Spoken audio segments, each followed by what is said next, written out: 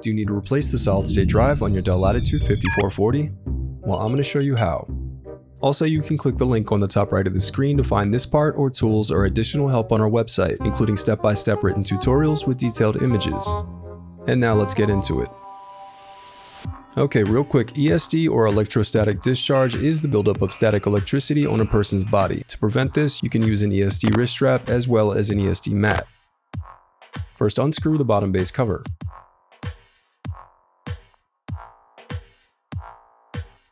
Now pry apart and remove the bottom base cover. Next, disconnect the battery cable. Now unscrew and remove the solid-state drive bracket.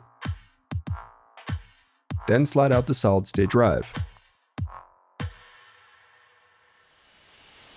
The reassembly of your laptop is as simple as following your steps in reverse.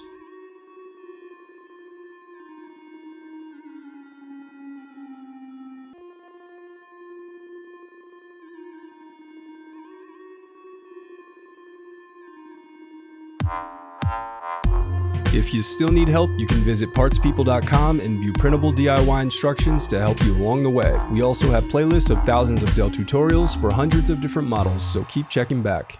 Thanks for watching.